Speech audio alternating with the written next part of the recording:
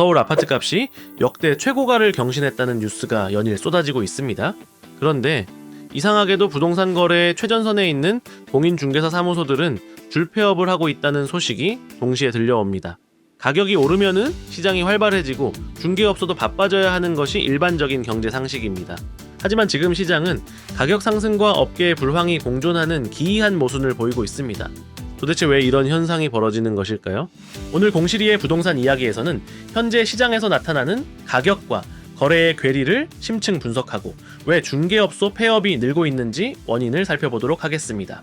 먼저 이 모순을 이해하기 위해 가장 먼저 살펴봐야 할 지표는 바로 거래량입니다. 많은 분이 부동산을 볼 때 시세, 즉 가격에만 집중합니다. 하지만 전문가들이 가격보다 선행지표로 중요하게 여기는 것이 바로 거래량입니다. 거래량은 일정 기간 동안 실제로 매매 계약이 체결된 건수를 의미하죠. 과거 2020년에서 2021년 사이의 상승기에는 가격 상승과 함께 거래량이 폭발적으로 늘어났습니다. 당시 서울 아파트 월평균 거래량은 6,000건에서 7,000건을 상회했습니다. 매수세가 뒷받침된 힘이 있는 상승장이었기 때문입니다. 그러나 지금은 상황이 다릅니다. 가격은 오르고 있다지만 서울 아파트 월평균 거래량은 4,000건에서 5,000건 수준에 머물고 있습니다. 과거 호황기와 비교하면 여전히 낮은 수치입니다. 여기서 첫 번째 원인이 드러납니다. 바로 거래량이 동반되지 않은 가격 상승입니다. 공인중개사의 수입원인 중개보수는 호가가 높다고 발생하는 것이 아니라 실제로 계약이 체결되어야 발생합니다. 현재 시장은 매도자와 매수자의 줄다리기가 팽팽합니다. 매도자는 금리 인하 기대감으로 호가를 높이고 매수자는 대출 규제와 가격 피로감으로 관망세를 유지하고 있죠.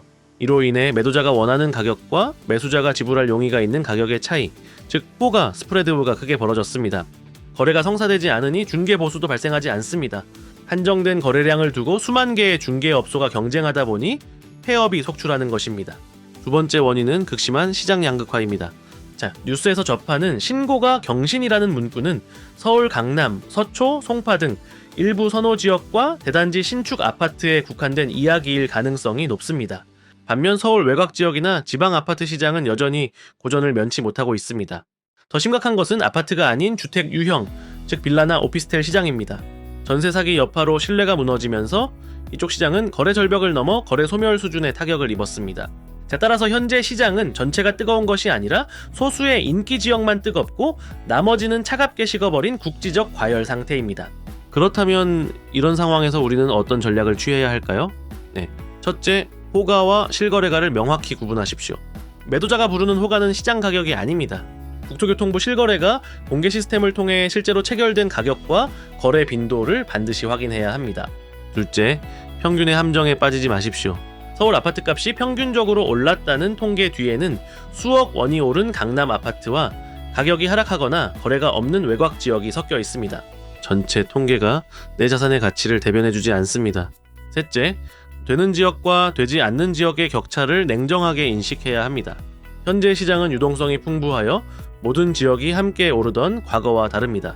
수요가 몰리는 상급지와 그렇지 못한 소외지역, 그리고 환금성이 좋은 아파트와 거래가 실종된 비아파트 상품 간의 온도차는 앞으로 더 극명해질 것입니다.